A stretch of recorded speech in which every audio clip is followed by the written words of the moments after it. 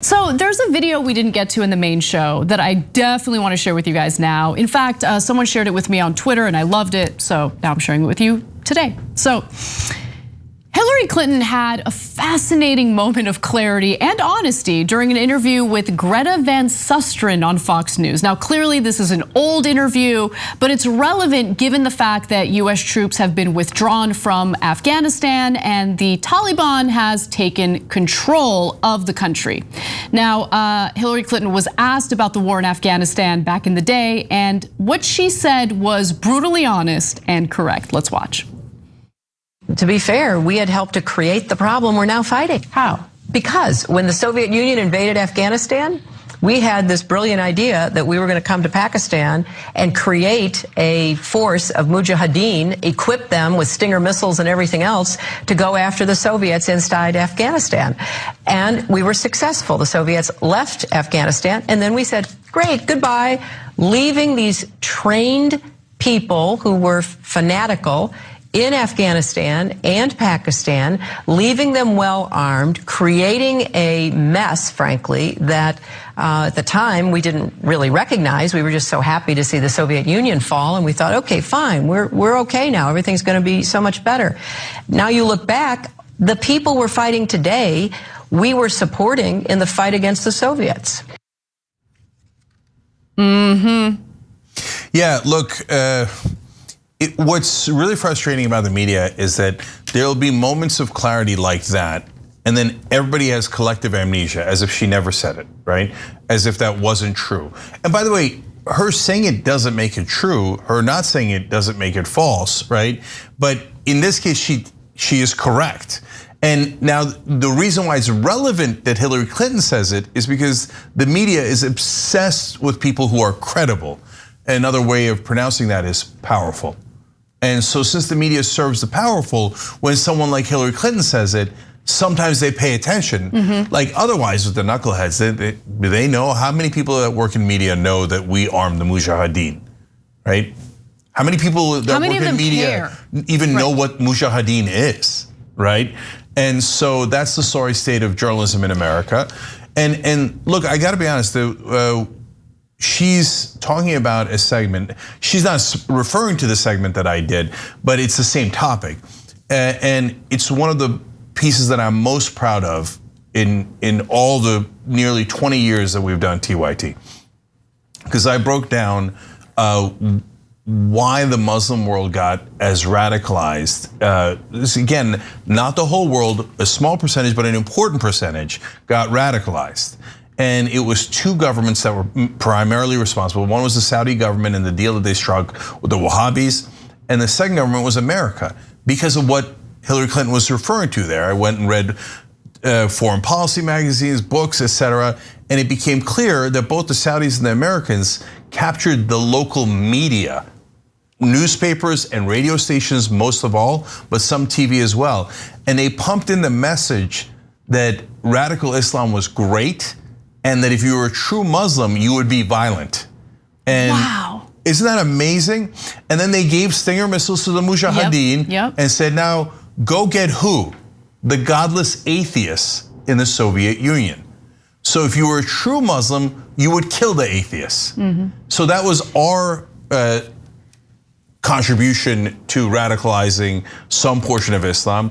The Saudis did it all over the world, in Southeast Asia and Middle East, obviously, etc. And if you look back at old pictures, not only are there skirts on the streets of Iraq, Syria, but also in Afghanistan and certainly in Iran, right? So all those places were more modern in the 1960s and 70s. And why did they switch in the 80s? Because that's when the Soviet Union went into Afghanistan, and that's when the Saudis struck the deal with the Wahhabis. And then they go and buy the media and influence Muslims to be more violent and more fundamentalist. To defeat the Soviets. To defeat the Soviets. Yeah. But then they unleashed this monster that we've been fighting ever since. And now you think, well, oops, that was blowback that we didn't expect. Yes, that's true, and I don't think that it was that conspiratorial when they first did it in terms of leading to more wars and that being a good thing. But it did turn out that defense contractors loved it, aided and abetted it, and certainly poured fuel on that fire with all the politicians going forward. They're like, oh yeah, that's a good idea. Yes, we should militarize. Violence is the answer. And if now we've radicalized some portion of Muslims and we have to fight them for the next 20 years, well, that's giant profits for the defense industry. Right, they see it as a win-win. Yeah, right? so they didn't lose, they won. We lost. We lost, exactly. And so what I appreciated about that exchange wasn't that I agree with what the United States did to defeat the Soviets in Afghanistan, but I think that that's a perfect example of how the United States and its foreign policy goes in and essentially just creates more problems through its interventions. Right? So in this case, we're talking about Afghanistan, but the same could be said of so many other countries that the United States meddled in and decided they didn't like the government of, right? Whether it be Guatemala, whether it be Iran's a perfect example. I mean, they don't like the theocratic regime in Iran that the United States installed. The United States did that. I mean, the United States orchestrated a coup to topple a democratically elected leader and installed the theocracy that they're now wanting to fight against.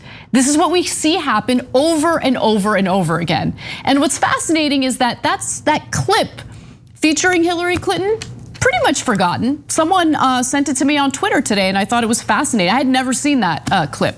And that's why I'm sharing it with you guys today. I think it's something that could help us learn from the mistakes of our past. Yeah, well, at least one more thing here. First of all, we helped the Afghans defeat the Soviet Union. Do the Afghans look like they need help in defeating empires? And they got that on lockdown. They've been doing it for hundreds, if not thousands of years now. Go ask the Persian Empire, go ask the Russian Empire, our empire, etc. Now you go in those valleys and you're gonna come running out. That's what's gonna happen, it's just a matter of time, right? So they didn't need us to radicalize them to defeat the Soviet Union. It was just an unmitigated disaster on our end. But remember, again, the powerful got rich off of it, so they're not upset about it at all. And there is one extra element to it, which is, look, Israel did the same thing with Hamas. They thought, oh, I have a genius idea. We'll split up the PLO, okay? And so, and they did. They split up the Palestinians and they got them fighting with one another and they think mission accomplished. Except the thing that came out of that was Hamas. Oops, not mission accomplished. Now you think for the citizens of Israel, that's terrible. For the citizens of America, for what we've done, we've had so much blowback and it's been terrible, right? But when you look at it from the perspective of right-wing leaders, whether it's the Netanyahus or the Cheneys or the Trumps or the Bushes of the world, they think, wait, was it so bad? Every time there's war, people get scared and they vote for the right winger. That's right. And so that's why Netanyahu on his way out tried to start another war because he was worried that he was about to lose power. It didn't work in his case, but he went to that well like 20 times as leader of Israel. Cheney refused to take a deal with Iran, even though we would have had peace literally now 17 years ago with Iran if Cheney had taken that deal. He said, we don't negotiate with evil. The Taliban offered up bin Laden, we didn't take that. Right. We had Al-Qaeda cornered and bin Laden cornered in Tora Bora. Rumsfeld said no to that. Why do they keep saying no to peace and to things that would help us? Because they're not us. They're the powerful, they're the elites. And for the right wing, they get tons of money from defense contractors and they get to stay in power if there's more conflict and more war. And so Hillary Clinton revealed a small piece of that there, but the rest of the media instantly forgot it. Thanks for watching The Young Turks, really appreciate it. Another way to show support is through YouTube memberships. You'll get to interact with us more. There's live chat emojis, badges. You've got emojis of me, Anna, John, JR. So those are super fun. But you also get playback of our exclusive member-only shows and specials right after they air. So all of that, all you gotta do is click that join button right underneath the video. Thank you.